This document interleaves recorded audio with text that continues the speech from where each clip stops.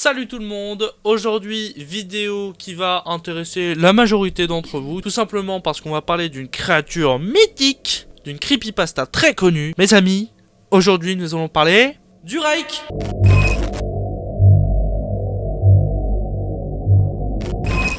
Donc qu'est-ce que le Rake? Le Rake est le principal antagoniste de l'histoire du même nom de creepypasta. C'est une créature humanoïde avec des grandes dents et des griffes qui traque ses victimes et apparaît au bout de leur lit lorsqu'elles dorment, ou dans les bois, ou dans leur maison. J'ai rien que là, c'est flippant.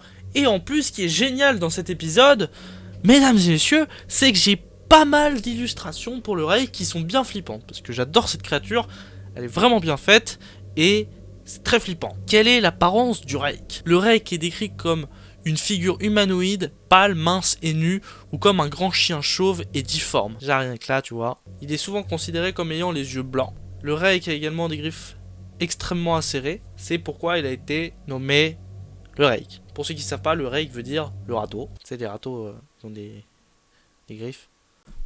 La première et la plus connue des histoires sur The Rake a été publiée sur le blog personnel de Brian Somerville, utilisateur de Something's Awful, le 20 juillet 2006. C'était la première histoire d'une série intitulée Horror Teether, mais Somerville n'indique pas si le texte a été tiré d'un autre site web ou s'il a été écrit spécifiquement pour cet article de blog. Selon la mythologie, les récits de première main de The Rake ont été décrits dès le XIIe siècle et documentés pour la première fois en 1691. L'histoire prétend également que des événements étranges impliquant la créature dans le nord-est des États-Unis ont suscité un bref intérêt de la part des médias locaux au cours de l'été 2003, mais la plupart des récits écrits sur la créature ont été mystérieusement détruits depuis.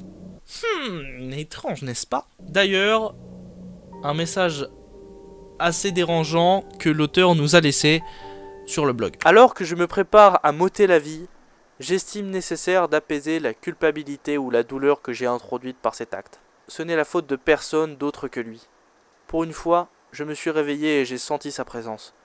Et pour une fois, je me suis réveillé et j'ai vu sa forme. Une fois de plus. Je me suis réveillé et j'ai entendu sa voix. Et j'ai regardé dans ses yeux.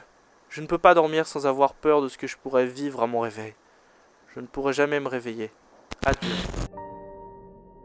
Un suicide non datant de 1964 détaillant l'expérience de l'auteur avec le Rake. Donc c'est l'auteur lui-même qui aurait vécu une expérience avec le Rake. Quelle est la personnalité du Rake? Le Rake est très mystérieux, mais il me semble assez sadique, cruel et misanthrope, préférant traquer, torturer puis assassiner ses victimes. Le Rake n'est pas toujours mauvais, parfois il se pavane dans la nature. Si on le regarde ou si on l'imagine, il vous attaque ou vous traque, puis vous tue plus tard. Néanmoins, le Rake reste une menace dangereuse qui n'hésitera pas à massacrer quiconque de manière sadique et monstrueuse. Méfiez-vous si vous le croisez. Conseil d'amis. Un fait divers sur le Rake. La rumeur veut qu'il ait été humain à un moment donné, qui a subi une mutation et a été doué d'immortalité, ce qui semble être dû à son apparence humanoïde. Il est également possible que le Rake soit une sorte d'extraterrestre venu d'un autre monde ou d'une autre planète.